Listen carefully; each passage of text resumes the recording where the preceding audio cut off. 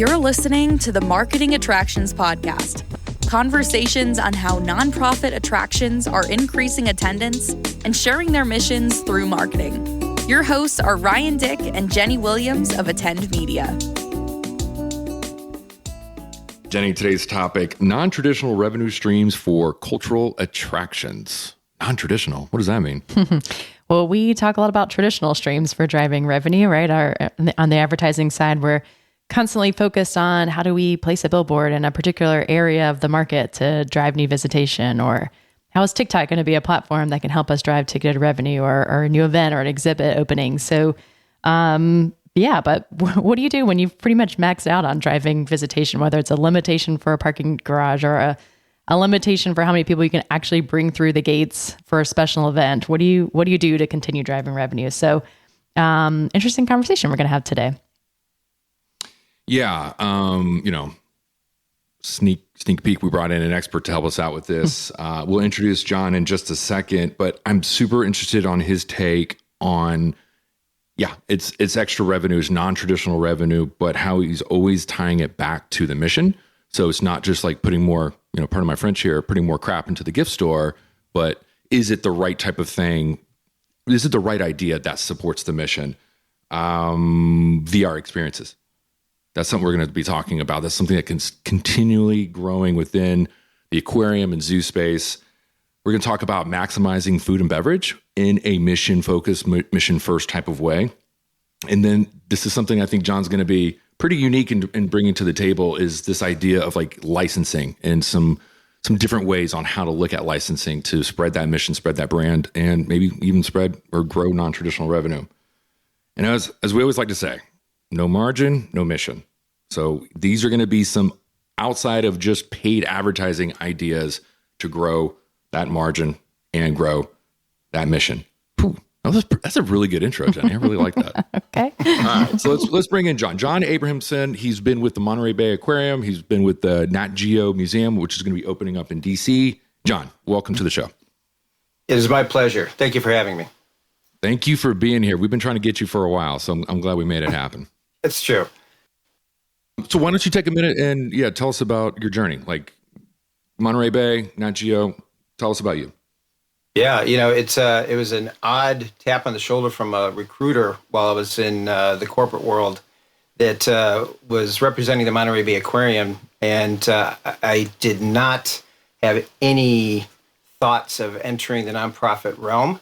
But once I went down for a visit and heard what it was that they were doing and realized that I could be doing primarily the same type of work, but for an organization that was doing good in the world, I was absolutely hooked. And so I've been in the nonprofit sector ever since. Okay, well, let's jump into some of the non-traditional ways that you're driving revenue for cultural attractions, or you have been. I think a lot of things we talk about today are going to be pretty interesting, but I think one that everyone can get and probably are thinking of is how were you or how did you introduce some new virtual reality experiences while you were at the Monterey Aquarium? Yeah, this was an opportunity that I saw that was falling in line with the business plan that I had built for the aquarium, which was to do things that were outside of attendance-based models. We had plateaued at around 2 million visitors a year, which is a great number to have. Don't get me wrong. I mean, it's a fabulous number for any organization to be able to boast about. The problem is if you're wanting to grow earned revenue programs and audiences beyond that, you have to get creative. And so what I did is I built a business plan that focused solely on outside of the walls of the aquarium. It was an interesting afternoon with my son watching TV, and we saw the Apple Vision Pro come on, in its first iteration and being advertised. And he leans over to me, a teenager, and said, "Dad, you've got to see what this thing can do." He'd been following it for a while. He's an engineer tech kid. And so I went out to the Apple store. They had some demos. I did a demo, and I'm like, oh my God, this has so much potential. Now, the argument is there on whether or not it's, adoption rates and so forth. But the point being is that the ability to do spatial video and literally have a diver in a tank doing a feeding with the fish while they're filming a spatial video and then having someone be able to experience that in their home is just about as immersive an experience as you could at the aquarium looking into a glass tank, watching the same event. You can be in that suit, feeding that fish, having them come up to you in your living room. The potential for me, what I saw for the aquarium to inspire, which is our mission, or their mission, I should say, since I'm no longer there, inspire conservation of the ocean. What better way? And it's something that can be done in someone's home. The entry level there was fairly minimal. I was able to purchase top of the line equipment, phone for the filming, for the spatial filming, because it was the newest phone at the time, the headsets and so forth. $7,000 I think total. And Wow. From an investment level for R&D work for a small aquarium, and that iPhone can be strapped on. We made sure waterproof and so forth to go into the tanks. The exhibits team that was doing the R&D with that were just having a field day with it. And then the beauty of this is if you do spatial video, it is regular video on all the other platforms. So once you get into that ecosystem, you still have the same video. There's no loss there, but you have spatial video capacity if you have the headset. So that was just one form of the VR, but that sparked the interest. So let me back this up. You bought a couple of iPhones, had a diver wear that on his head, make a video experience, and then I can see that in the Apple Vision, the spatial idea, and then are guests getting to experience that? Is that something I can just do at home? Like connect the dots. That was right. So keeping in mind this is part of an overall program of non-attendance based revenue program. So I always like to multi-purpose any endeavor that we do. And so it has to have a mission component, it has to have a revenue component, and it has to be able to expand our existing demographics. And so I saw this as an opportunity to do all of those things. And the ability to bring the Monterey Bay Aquarium in an immersive experience to your home anywhere in the United States, if not internationally, to me was very enticing. And yes, was it early in the process? Absolutely. That's exactly where I wanted to be. I wanted the Monterey Bay Aquarium to be at the forefront, be the innovator, sometimes it works, sometimes it doesn't, right? The Apple Vision Pro hasn't had the launch that they may have wanted, and cost being a factor and so forth. But those are the type of risks that you take. But, the amount of investment was so minimal that even if that goes totally bust, and they're still working on it now, the risk factor is almost negligible, except for the amount of time they were using with R&D, which there again was pretty minimal as well. And you're still getting that video, right? So you can use it other ways. Absolutely. Yeah. Absolutely. And, if you want to talk about more expansive programs, we were also working on a group VR experience that was another part of a destination experience.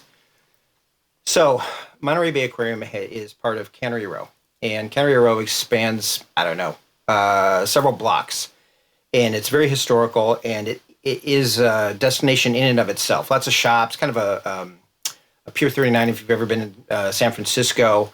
Lots of shops, lots of things to do. And what we found was about 45% of the people that we were only getting, 45% of the people that came to Cannery Row. It was a huge opportunity to get an experience in front of those other people that weren't coming to the aquarium for whatever reason, whether it was a time factor, whether it was a money issue, whatever it was. This was going to be a much quicker, easier, less expensive experience that was in alignment with our mission. It was our IP, it was our intellectual property, and it was a group experience. I mean, one of the things about VR is that it's an isolated experience. This was a pod of 6 people that could experience the same thing at the same time, and so they could talk about it. It was a group engagement. The final part of this was to perfect this experience, to then package it and be able to have it at other organizations of like mission. So other aquariums throughout the nation could have this, rather than just an isolated experience that they have, many aquariums have that are VR experiences. This would be a Monterey Bay Aquarium branded, science-based, mission-based experience rather than just, not that there's anything wrong with this, but, swimming with dolphins and so forth. This was much more in alignment with an ocean inspirational experience. And, it's something that we had done already. We had created this, it was a exhibit that was called True Cost Cafe. It was like a little cafe where people could come sit down and then learn about seafood through our Seafood Watch program. We made small versions of that exhibit that we have in the aquarium that could travel throughout the nation. And we were doing that for free. And this was before my time. I want to monetize everything. But this would have been the VR experience that was a pod of 6 people that could go to various organizations, could be a revenue driver for that organization and get the Monterey Bay Aquarium's mission out and be a revenue stream for us as well. Yeah, you see them a lot. Zoos and aquariums are using them more and more now, but they're inside of the zoo and aquarium, not outside of the zoo and aquarium, where you can actually go in and draw more people in, new visitors in. So that's really interesting. Yes, Seattle. I think the Seattle Aquarium has something that's offsite that's just like a half block down that is separate, that allows folks to be able to do that as well. Yeah, awesome. Yeah, we talk about accessibility to the community. Monterey is one of the most expensive cultural attractions in the United States to get into. Yep. Now, here's a lower price point that can reinforce the brand, spread that mission, get you those feels, and then maybe next time as they come back to Cannery Row, they're going to pull the trigger on coming and walking through the gates. Well, right. And so things such as the ability to do VR experiences outside of the aquarium brings new people, hopefully it floats all boats, right? So more people are aware of our mission, which means they could be potential donors or potential members, especially if there's a digital membership involved. They can act on behalf of the ocean through our Seafood Watch program, which anybody can access, but many don't know about.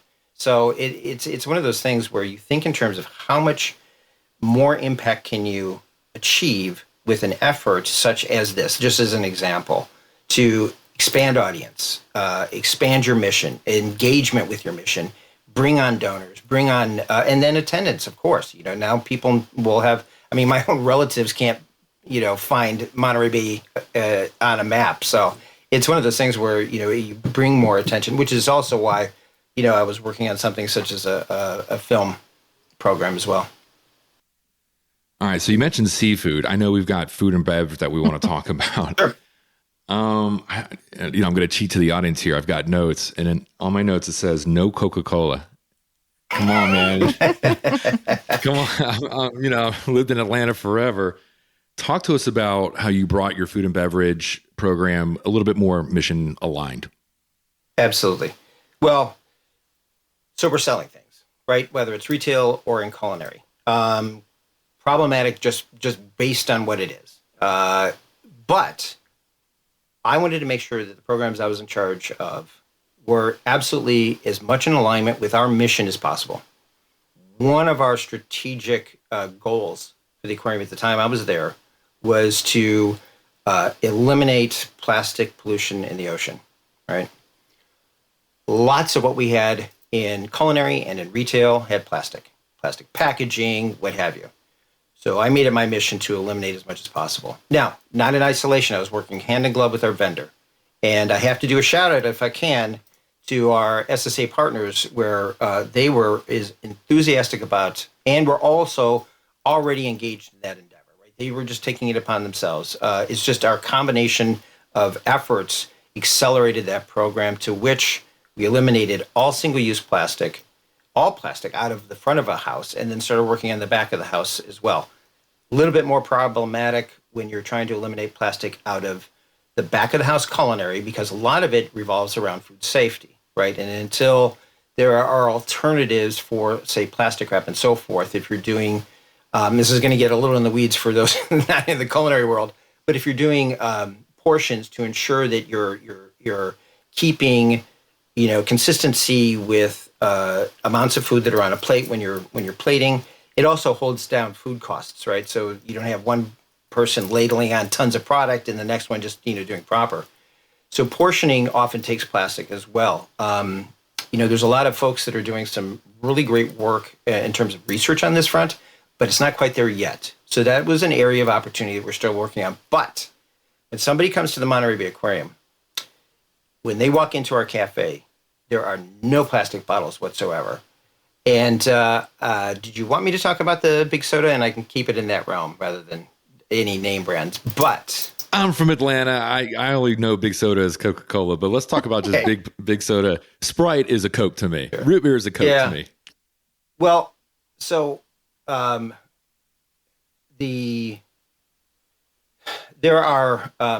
there's research that's done to identify the largest plastic polluters yearly. Monterey and other organizations do similar surveys. There are several companies that consistently are in the top 5 for producing the largest amounts of single-use plastic pollution in the world.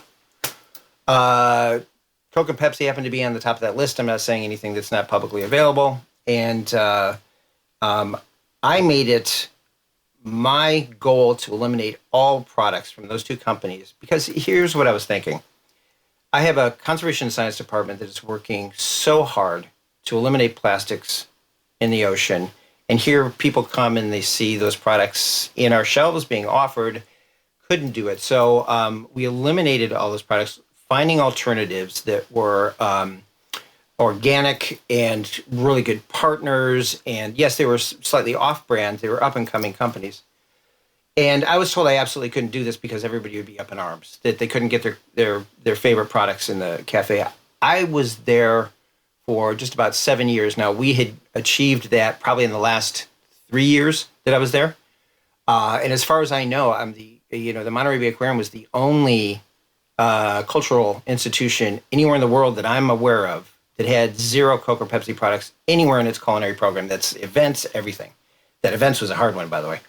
But when we got to that level, I was told that you can't do it because everybody never heard a single person complain, not a single person. And the other thing about becoming more sustainable from other organizations that I've talked to is their concern about profitability, right? How are we going to be profitable if we're doing all this extra work but no real revenue? And we were able to increase our culinary sales by 46% over the top year prior to COVID. So that's kind of the market because the big hit during COVID and then a rebuild. So the best year that we had, which was 2019, when we were able to, the year prior to me leaving, we were 46% over that. And that was in a much higher level of sustainability than any of those other programs. How can you attribute that? Like, a lot of people drink Diet Coke. Well, keep in mind that's not the only thing. We did a lot of things to expand our culinary program, right? So we built out more satellite programs we had just one cafe, and it got a huge choke right at noon, and people gave up. The lines were crazy, so we built first one satellite location where people could just get basic drinks, grab and go, real quick, so they didn't have to stand in line to get if all they wanted was a water or lemonade or something to that effect. And it took great pressure off of our cafe. The lines were shorter, so we didn't have the loss. And people were able to get, quick drinks and quick grab and go in areas that were, especially towards the more exhibits that were designed for children. We had areas that were designed for that. And so it was looking for those additional areas of opportunity. Yes, that came with some change management, though. This was outside the norm of what that organization did at the time. They wanted to minimize food and beverage throughout but this really was a guest satisfaction situation. People were hungry. Their kids were, crying. They just wanted to be able to either sit down or just grab something quick. And they didn't have the option to do that because they had to stand in this line. You're listening to the Marketing Attractions Podcast, Conversations on how nonprofit attractions are increasing attendance and sharing their mission through marketing. Your hosts are Ryan Dick and Jenny Williams of Attend Media. Attend Media is a media planning and buying agency specializing in zoos, aquariums, gardens, and museums. For more information, please visit attend.media. Now, back to Ryan and Jenny. All right, John, let's wrap up this conversation around food and beverage with some chocolate. We just got back from the Association of Zoos and Aquariums annual conference. Florida Aquarium hosted the Big Icebreaker. Great event. And yeah, they handed out the kind of co-branded chocolate bars that they had, worked on with, another company. I don't know much about this, but I know the chocolate bar was really good. And John, you kind of started this program, right? So tell us about how you did this at Monterey. Sure, absolutely. Thank you. We had a new exhibit that was going to be opening up called Into the Deep, which was an exhibit around the trench that goes out into the Monterey Bay. There's a whole ecosystem down there that we wanted to showcase. The Monterey Bay Aquarium showcase all aspects of the bay except for that, and so this was an addition to that. So we were brainstorming in terms of what can we do to help promote this, and I thought, well, food is always a great hook, and I would like to have, there to be a local hook to it too. Brainstormed around a little bit, and I think it was my chief marketing officer that recommended Cho Chocolate as a potential partner. It's local to San Francisco. Vegan chocolate, does a fabulous job. I mean, the quality of their products are outstanding. And I know they kind of think outside of the box as well. So I contacted them, and at first we're like, sounds fun. How? And so I had a fabulous executive chef Matthew Bowden, who's with the innovation chef for SSA now. Got him and the chocolatier, the chief chocolatier over at Cho together to start brainstorming. And what they came up with was a dark chocolate with seaweed with Big Sur salt. Now, we had utilized culinary seaweed in our program and also Big Sur salt, which is an interesting story. If anybody wants to look up Big Sur salt, it's got a great story, which we don't have time for right now. But when we were finished, we came up with a product that had Monterey Bay Aquarium, Monterey Bay seaweed that was produced by one of the scientists from Monterey Bay Aquarium that went off to start this culinary seaweed program in Monterey. We used Big Sur sea salt along with Cho chocolate, and we called it Deep, Dark, and Salty, and it was produced in a limited quantity for the opening of Into the Deep, right? It's fabulous. It was met with such success. We gave it away as well as, for favors and so forth. Utilized it in our events program all the time for add-on, buys for event planners for their guests. But it was such a success that SSA recommended it for the Oakland Museum, I think, or Oakland Zoo rather, and they produced one, and thought that was fabulous. The idea that other zoos and aquariums could utilize that same type of a partnership to produce something like that was awesome. So they started producing them for other organizations, and I contacted Cho and I said, "Great job! They have books of chocolate." I thought that would be a great idea to have a zoo and aquarium book of chocolate from all the different zoos and aquariums that they've done partnerships with. The Florida being one, and what a great combination! Orange and chocolate is such a great combo. But that's how that started. Yeah, awesome. It was just a crazy idea that two chefs got together and said, "Yeah, let's go, let's do this." There's a YouTube video that tells the whole story, which I'm happy to send if you like. Yeah, that'd be cool. I like chocolate. Also like beer. And in the botanical garden space, we've seen a lot more of those kind of partnerships with the local brewery, bringing in some kind of botanicals to incorporate the beer. If we can get aquarium sea salt chocolate and garden beer together, now we're talking. All right. Cho does do nibs for beer making. That's like nice. One of their larger partnerships. Huh. All right. I'll have to get on Google and figure that out. All right. Monterey, you guys have done some interesting stuff in terms of licensing. Now, You've got a national brand. Your institution is very well attended. Talk to me about some of the extra cool stuff you've been able to do in terms of licensing when you're kind of working with a powerhouse cultural attraction. Yeah. So we had a partnership with our vendor on site. I saw an opportunity to have a licensing program outside of the aquarium. Again, outside of the walls of the aquarium was always the main thrust from our sales program. That particular situation took a lot of negotiating because you had a very trusted partner that was already doing licensing inside of the aquarium. But the idea that I had was that those are two very separate audiences, right? People go into a store at an aquarium to have a memento of their experience at the aquarium itself, which will play out in our online store, and that's another discussion altogether. But and so the audience outside of the aquarium is a completely different animal. They may or may not have heard of the Monterey Bay Aquarium or have been there, but there is messaging around ocean conservation that is very much in line with our mission, and our logo is kind of cool. So we decided that being able to get merchandise out into the world in like Targets and so forth, and be able to have an end cap with our mission statement. Why is this merchandise here? You know, what it means when you're wearing our mission, and being able to have a portion of that sale go towards the Monterey Bay Aquarium's mission of inspiring conservation of the ocean had a real hook. And what this did was to be able to get, the Monterey Bay Aquarium, who, yes, it's national in some degree, but it is very specific to education, conservation, science-based demographics, and then people that have been to the aquarium or are in the Bay Area. Those are our demographics at the aquarium.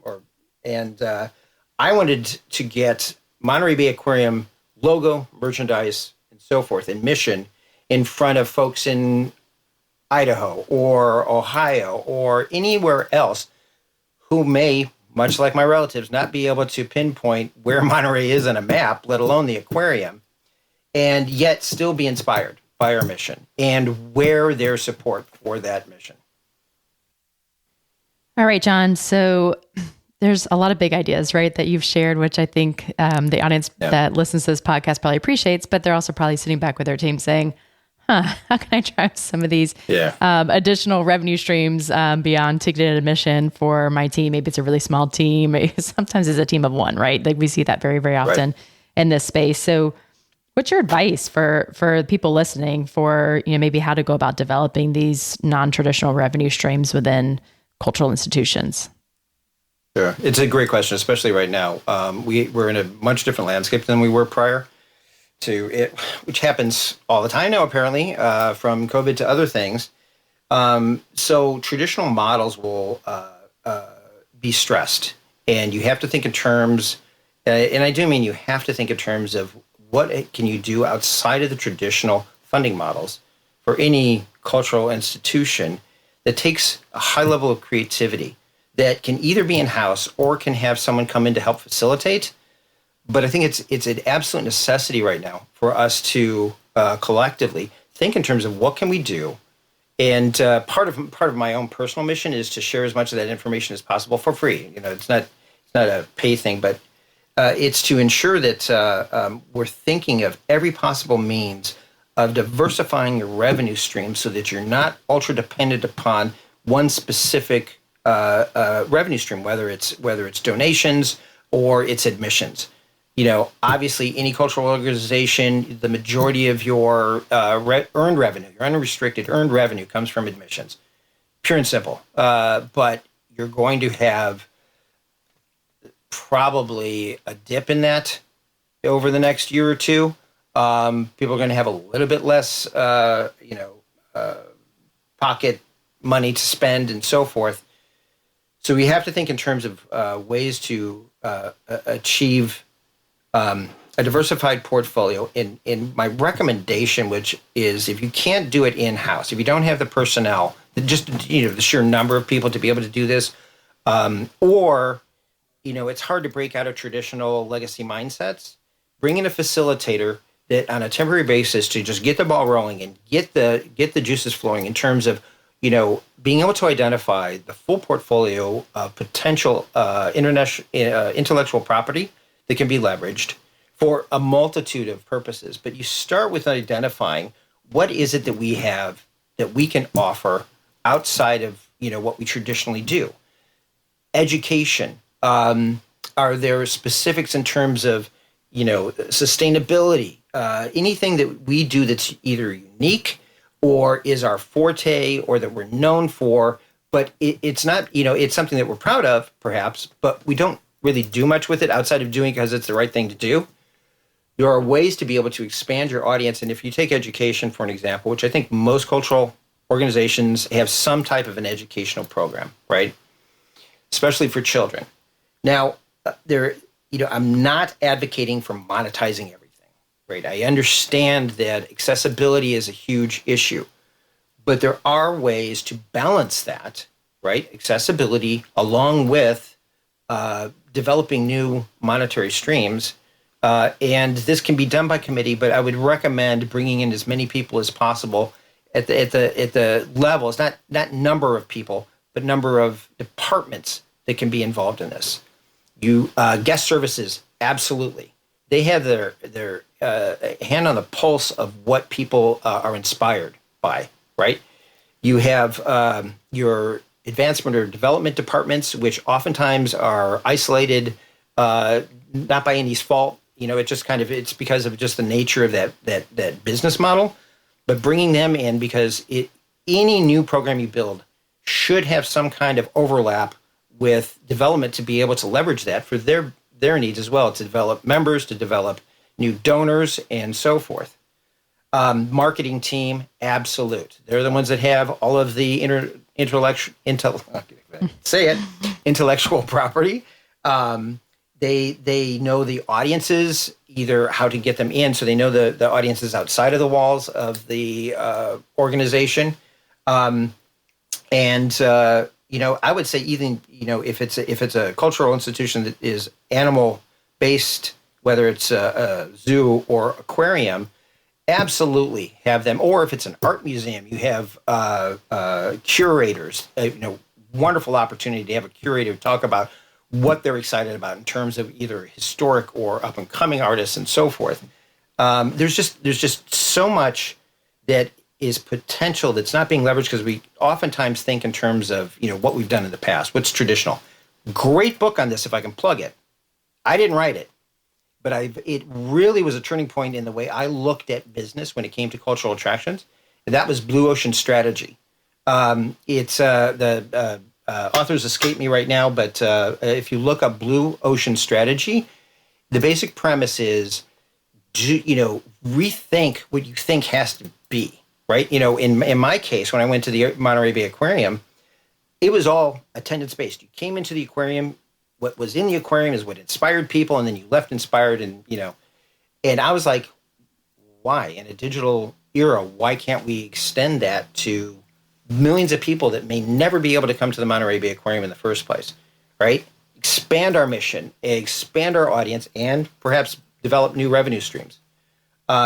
So if, the book I would recommend is that. The other thing is too, is if you're going to fail properly. In other words, do your homework, do the market research. Any program that we launched, I made sure we did as much research as possible on the appetite for it. And I had some assumptions that were blown out of the water by the surveys that we sent out on particular programs. And, you pivoted and you moved forward in a way that was much more market ready than what I had initially thought. It's, I don't know everything. But so getting back to your basic question, building a committee, which I don't normally recommend, but in this case I would, of department leads that can that understand the boots on the ground aspect of the business. That from each and every division, the need to bring in those perspectives in the development of new programs is an imperative, because that's just the key. That's the whole problem in the first place, is that everybody kind of stays in their own little silos oftentimes. Animal care, has wonderful stories that they're just dying to get out about, what they know about, the animals and, how that could inspire people. A lot of institutions, do leverage that when it comes to tours and having, speaking engagements on the floor.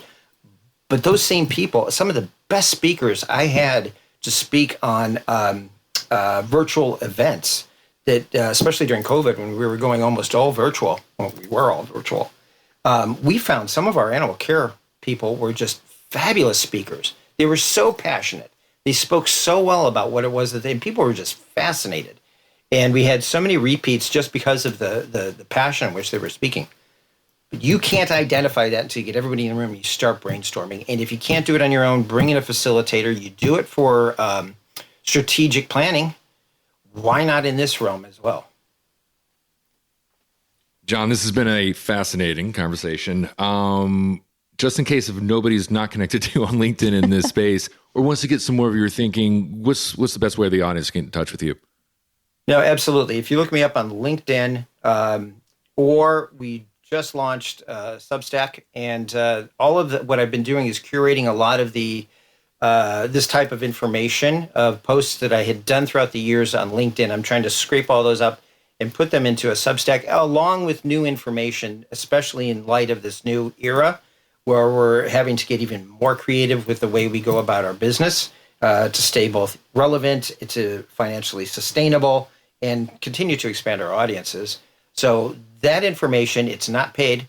It is, but that information can be found on Substack and on LinkedIn. You cannot connect with me directly, but just throw me a message and or a comment and in one of my posts, and I'll connect with you that way. John, thanks so much for the time. Good to have you. No, it's been so my pleasure. Thank you for listening to the Marketing Attractions Podcast. If you have a suggestion for a topic or would like to be a guest on the show, please visit our website at marketingattractionspodcast.com.